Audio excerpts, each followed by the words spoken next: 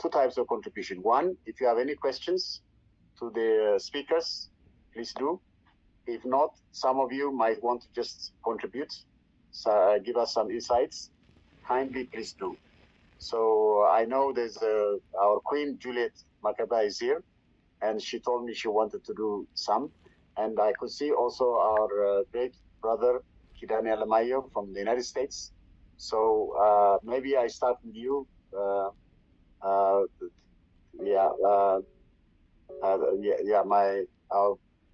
Gasha Kidane, please, you say something.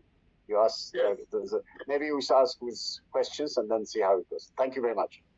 Yes, thank you very much. I will be as brief as possible.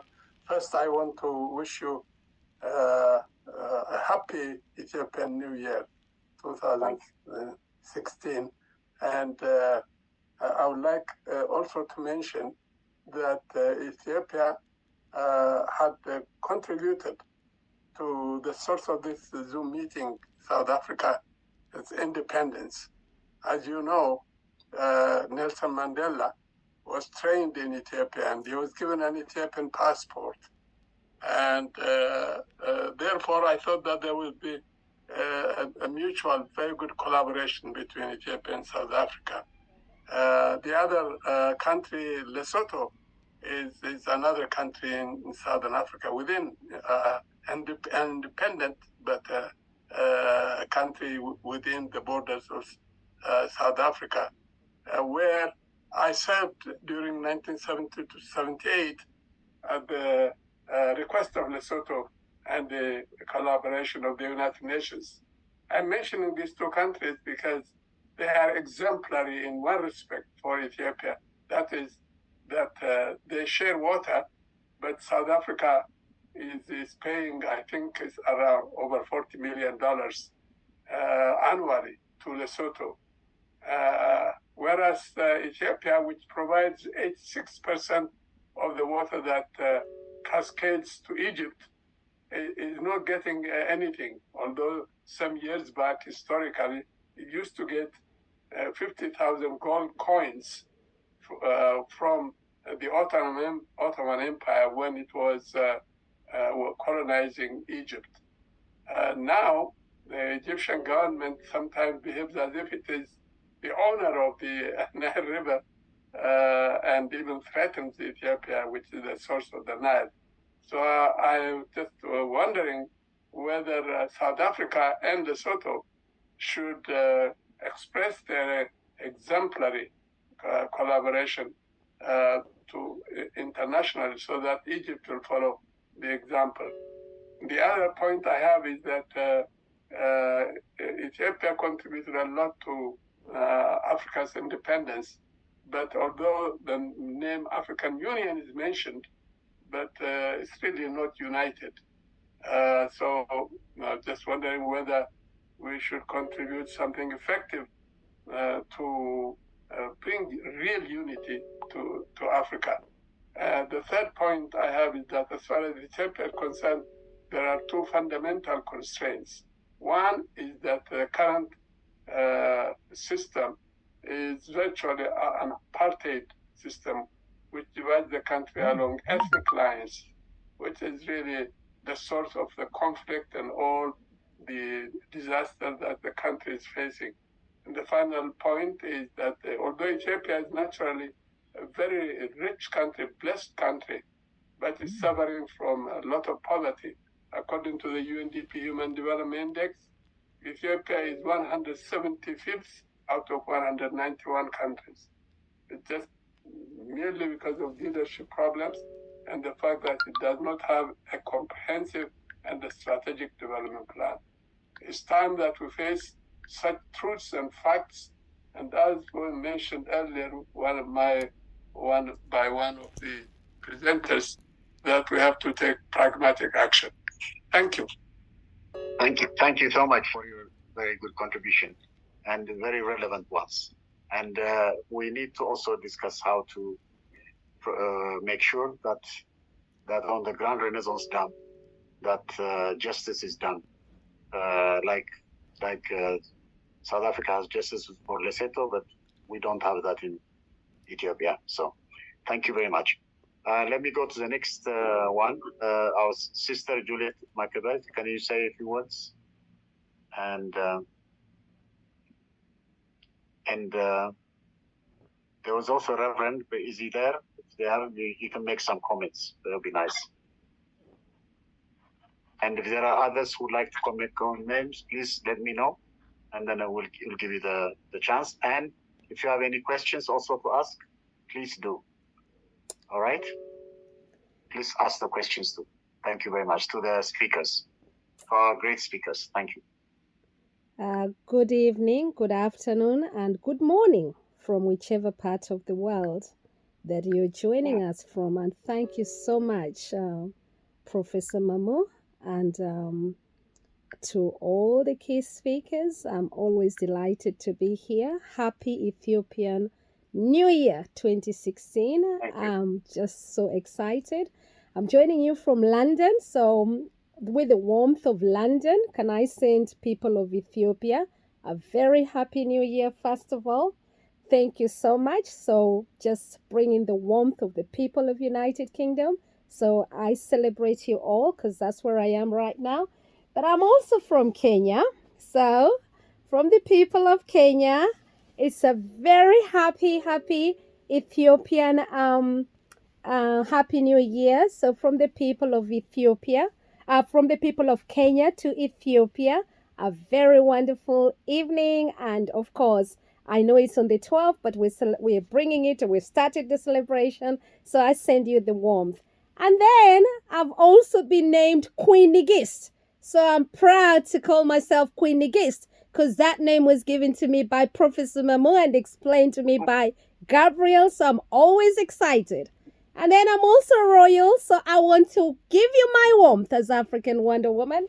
So I want to send all the celebration, the beauty, the abundance, the warmth of the people of the humanity.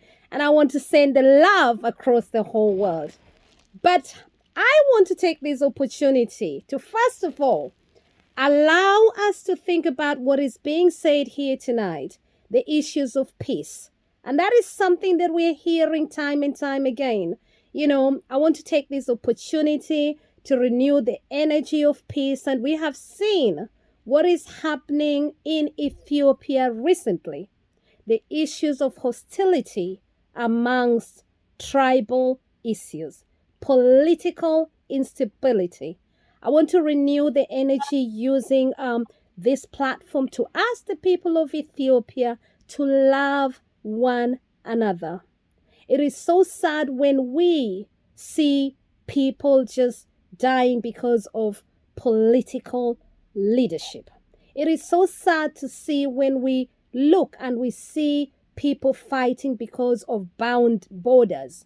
It is very sad when we see that loss of life is happening and youth, women, children, insecurity, and all kind of mannerism.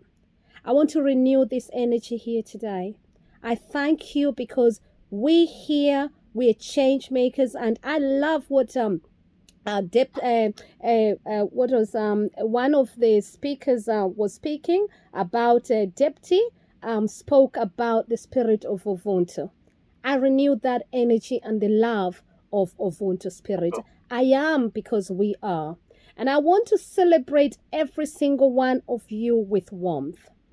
At the bottom of my heart, I know we can do it. At the bottom of my heart, the people of Ethiopia are, you know, they take great pride in saying we are the cradle of mankind. And I know we can debate that because Kenya as well takes pride in saying we came from Turkana. No war is needed. No war should be destroying livelihood. I want to renew this energy because I know the people speaking here right now are people of great knowledge, great people of great warmth, great people of abundance and gratitude that is needed around the world. Thank you to Professor Steve Little, who also explained the issues of colonization and how that impacts the whole world. Thank you so much because Ethiopia was not colonized. But beyond that, we see the changing patterns around the world. the globalization issues that are happening within the whole world. We need to be a people that unite. We need Ethiopia to understand that you are the same people, a people that has helped the world to see the difference, a people who've got the Ethiopian calendar. We thank you. We're 7 years younger, and I feel young already. I thank you. Happy 2016. And I'll finish by blowing this to you all. You can make a difference. I love you all. Well, thank you. Thank you very much. We appreciate you very much. Thank you very much for the contribution. Are there other speakers? Professor Ashak Malik also spoke about his vision is also on Ubuntu. They also have in India what's called Vasudhaiva Kutumbakam, which is all humanity is one family. Don't call some strangers some relatives. So we have that. But I just wanted to know if there are, we have also Professor Fitha. I think he was the one that actually very strongly suggested that we should have this meeting and we should make all brothers, not fighters. So if he's there, he can make comment. And I also see Fisahag, another brother, Fisahag Gizao Kompli. And all of you, if you want to say something, please do. And if Brooke wants to say something, please do. Otherwise, I mean, just ask questions also for the audience. So let me see. I don't see any. Oh, there's one of them, Kasa. You want to ask a question, please? I see your hand. Okay. Yeah. Yes. Thank you, Professor Mammo. So this is with great pleasure. I just listening to this well-articulated deliberation across a number of important issues. It's really, it's kind of touching because I'm from Ethiopia and at the moment I live in London in the UK. So I have been in touch in Ethiopia because I'm doing some research. Recently, I did ongoing research in terms of displaced women because of conflict and crisis everywhere. And it's a lot of traumatic condition where you can't hear there. So, and sometimes you start asking questions, why this is happening? Why this is happening in Ethiopia? Because we say that Ethiopia is cradle of human being. Ethiopia has a very rich history. Ethiopia is the one actually adopted Christianity in 4th century. We have the story about Lalibela, Aksumite, and also Gondar and everything, and the rich history. And we also contributed to United Nations in terms of establishment, also African Union, also liberation of South Africa, Zimbabwe, Lesotho, and also other countries. And why is this happening in Ethiopia? So that's actually the mind-blowing question. It might be $1 million question, but we know what are the causes. So I think some of the issues which you raised is like Ubuntu, because of you. We also have the same kind of urge in Ethiopia. So almost whatever from my experience in terms of engagement, living with a different kind of society, because I travel to some extent extensively from south to the north, to the east, to the west. And I know Ethiopian community, Ethiopian population is just, kind of hugging people, just, kind of hospitality is already there. So even one of the findings, which is not really a new one, which I found because I was talking about why this displacement is happening, what is the cause, and I was engaging some stakeholders like Minister of Peace and others, and some of the answers coming is really shocking. So that's why I raised in the chat that Ethiopia actually needs transformational leadership, authentic leadership, where everyone to be considered as equal. Why we are creating bloodline as a kind of, creating an identity. So identity shouldn't be a problem. In the UK, I can see a very diverse globally immigrant living and thriving. Why on earth in Ethiopia are fighting brothers and sisters fighting each other? Why shedding blood? Why is this happening? So this is really kind of question which I would like answered. So for me, some of the ideas emerged from this discussion on New Ethiopian Year is really promising. So the question is how you can take these issues forward. For me, one of is really we need to build. I think some of the issues which raised by Professor Ashak is really an important one. Maybe Professor Tolosa has written a book and everything, and he's authoritative in terms of how Ethiopia actually is creating the bill. And he could have also shed us more light on that one. That's what I'm thinking. So I think the problem is everything is known. We know the problem, we know the causes. It's really how we are going to address in a manner where we can have a consensus, understanding, love, humanity. We are one community, something. So that is which is lacking. So now the issue is how we can now build that kind of mindset within Ethiopian generation. As Professor Losa already said, yeah, peace is the important thing. So without peace, we can't do anything. Because now if you go to Ethiopia, even traveling from Addis Ababa to Bahadar or DC or another place becomes problematic. You can't walk. Why is this happening? Why we are creating this? It's you, it's me. So this and you kind of identity kind of thing is really doesn't make sense. And it happened from 1960s onward in Ethiopia.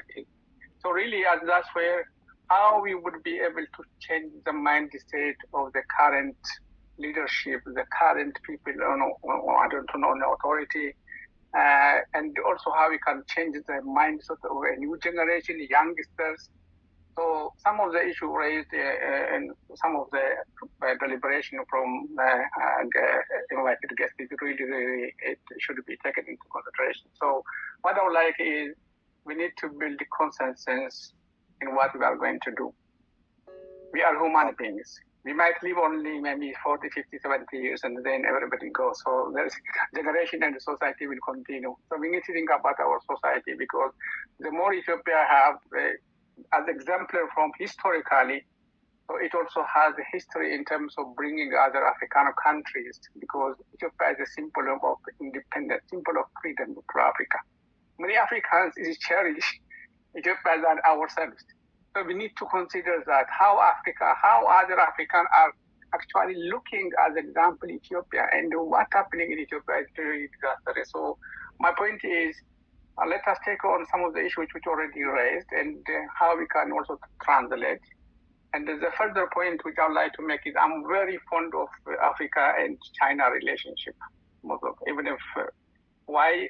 Because if you go back to Ethiopia for a number of years, I trained, I did my first degree in Addis Ababa University in economics. And what I see is, I think what the legacy of USA aid to Ethiopia, yeah, people can debate it's a lot because relief as it stands for whatever, drought.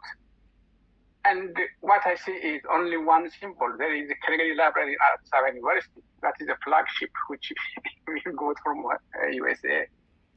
We have nearly a century kind of relation with UK. So I think the European Union is building more infrastructure, more facilities than individually bilateral relationship in Ethiopia.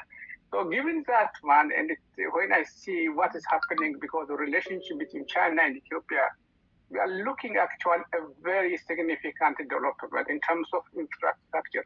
Infrastructure is a key. That is the basis for any development.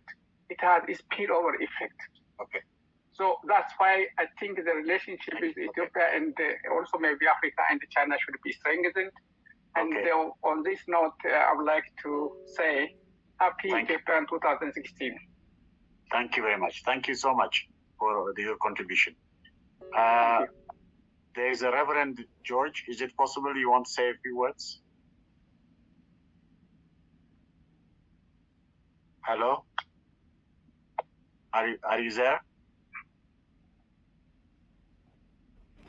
And Professor Adarajo is there. And I see a few of you. All of you need to make comments. And if you have questions also for the audience, please do that. And then we need to. Yes, thank you very much. Oh, boss has raised the question. Okay, I have one. Please, boss, can you please speak?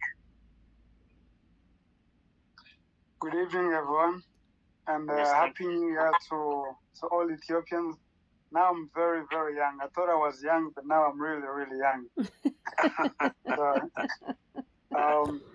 Sorry, I got a little bit in the meeting, but I really appreciated what has been said so far. Mostly the Chinese and the African relationship. I feel it's about time that now Africans are really considered as major key players in this connected world that we have now. So I feel if we can have more and more of that, not only from the China side, but just globally, maybe we can build a better future for everyone. Because not only Africa has the resources, but it also has a culture, a way of doing things that I believe can benefit to the Europeans, the Asians, and the rest of them. What I really am interested in is the question of division. It's very unfortunate that I'm seeing what's happening in Ethiopia these days.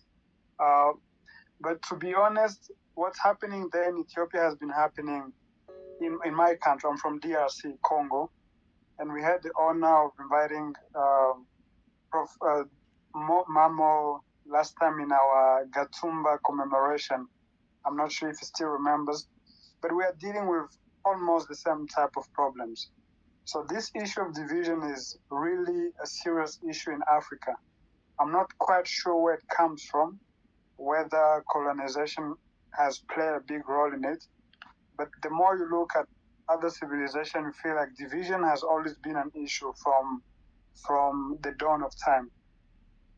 On a personal level, I've tried to inquire into this whole history of division, and it seems like